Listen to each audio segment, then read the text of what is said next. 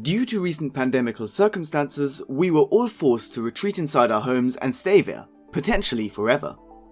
A lot of people had to give up on their social life, restaurants, concerts, plays and travels. However, there were two new forms of entertainment that took the world by storm.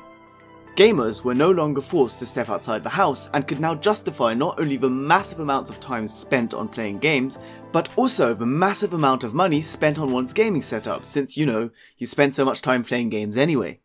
People who used to go outside might also have found themselves picking up the controller or the keyboard and mouse to try their hand at this electronic form of entertainment. Some people, like myself, actually became so obsessed with the game that they were playing that they turned to one of the most recent sports in human history. Esports. Legends never die when the world's calling. Can you hear them screaming out? Gets a bunch back, but Hoodie, the double, the quadra kill for Hoodie.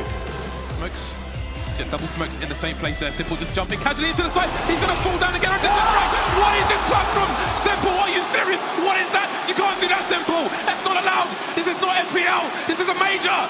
A sport where everything boils down to the speed and accuracy with which a player can click a button.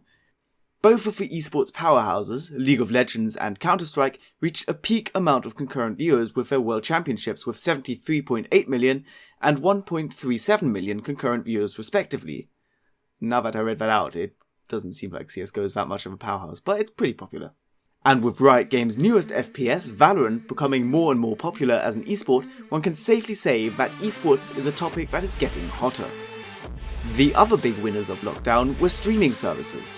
So many people started watching so many more series that at some stage some non-basement dwelling people were bound to discover that weird Japanese hentai pornography known as anime. And since anime is actually pretty enjoyable, more people started watching it. Now gamers and anime fans have a lot in common, right? Basement dwelling, never going outside, and all that sort of stuff. And as such it makes sense that a lot of gamers love anime and vice versa. So obviously, there are a lot of gaming and esports anime out there, right? Nope.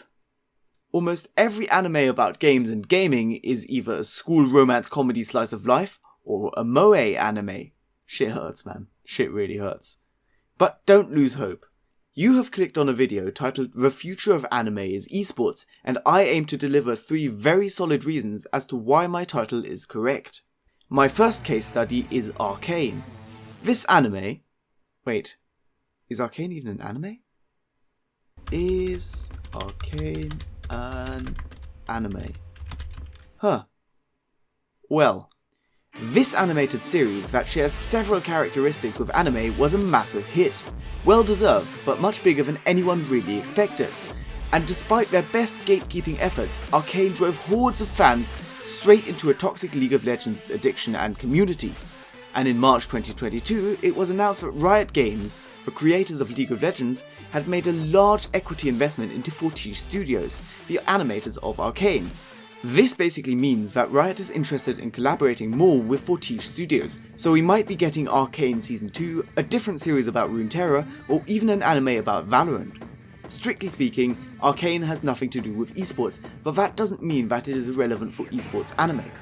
Arcane is the first proper step that the entertainment industry has taken towards a video game in a very long time, and its success pretty much promises that there will be more game-themed series and films.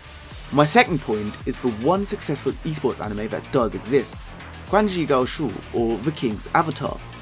Strictly speaking, this is a Chinese anime known as a donghua, but the difference is not really noticeable, except for the language of course. The King's Avatar follows Ye Shu, who is widely regarded as the best player to ever play the most popular online game and esport in the world, Glory. However, his cutthroat organisation feels like he is getting old and forces him to hand over his account to a younger, flashier player. In the process, he is forced to retire, which means that he will need to wait at least a year until he can enter pro play again.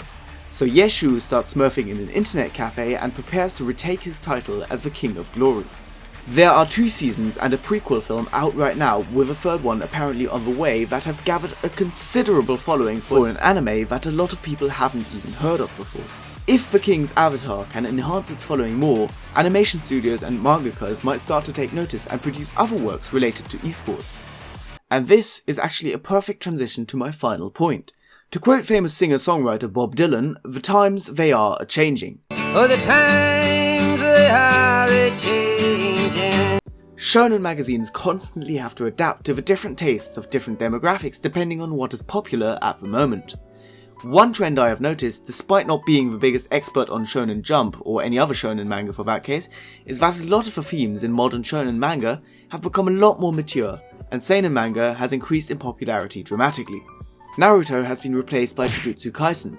Chainsaw Man, Hell's Paradise, The Promised Neverland and Demon Slayer have all made it into the mainstream with an attitude that is obviously based on the older works of Shonen Jump, but with a bit more grown-up feel in a lot of cases. And I think that the current age demographic that these manga are appealing to is also the demographic that is into esports. I think you can figure the rest out yourself.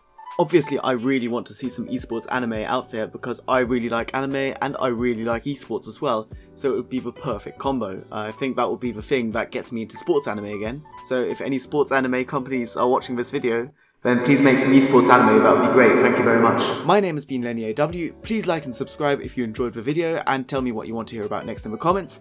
And other than that, thank you for watching the video. Cheers!